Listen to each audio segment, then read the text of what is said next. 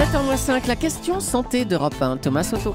Il y a en France des millions de personnes qui n'entendent pas bien. Et ce qui est curieux, Jean-François Lemoine, c'est qu'on a presque l'impression que c'est un tabou, que c'est un peu honteux de le dire, notamment quand on vieillit. Oui, et ne plus entendre, Thomas, c'est une expulsion sociale, un trouble majeur de la communication qui est mal vécu. Par exemple, les grands-parents qui se ferment lors des repas de famille ne le font pas par désintérêt, mais par souffrance. Mais c'est mécanique, c'est inévitable d'entendre moins bien quand on prend de l'âge. C'est comme la presbytie pour la vue. Ben oui, ça s'appelle même la presbyacousie. C'est une manifestation normale du vieillissement.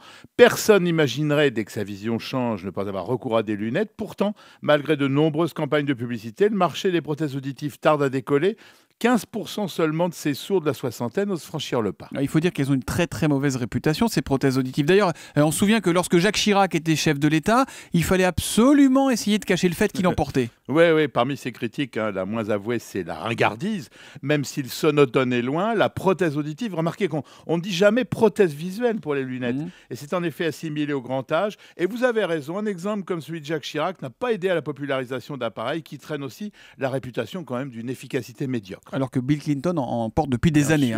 Mais alors justement, elles sont efficaces ou pas, ces prothèses auditives, Jean-François ? Il faut Jean-François tordre le cou à cette légende qui prétend qu'elles ne sont pas efficaces. Elles marchent très bien, surtout les numériques.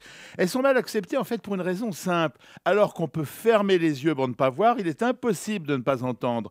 L'oreille, c'est le premier organe de l'alerte la nuit. Redonner à un sourd la possibilité de réentendre, c'est offrir au cerveau des sons oubliés qui vont être perçus comme nouveaux, donc inondés d'alertes désagréables. Le cerveau a dans cette situation nouvelle besoin d'une rééducation auditive pour se réapproprier la normalité de ces sons.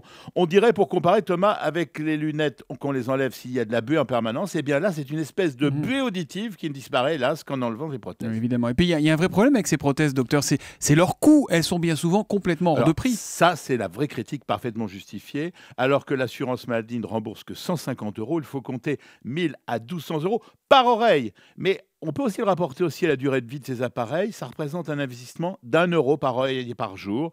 Puis il y a les mutuelles, certains les prennent en charge. Revenons à la technologie. Est-ce qu'elle va bientôt permettre d'aller encore plus loin, de faire mieux avec ces prothèses, d'empêcher ce brouillard dont vous nous parliez là tout à l'heure ? Alors, il y a eu en effet cette semaine un gros effet d'annonce qui toutefois nous vient du célèbre MIT, qui est le Massachusetts Institute of Technology, ce qui est une garantie absolue de sérieux. C'est une prothèse qui utilise le Wi-Fi et le smartphone pour assurer la charge des batteries de ces prothèses. C'est une prothèse qui s'implante. Bon, et au-delà de cet exemple de prothèse connectée, quelle perspective la médecine offre-t-elle à celles et ceux qui entendent moins bien ? La chirurgie, je ne sais pas, par exemple, peut être demain un remède efficace ? Eh bien oui, c'est prothèse connectée, c'est l'avenir de ce marché encore jeune.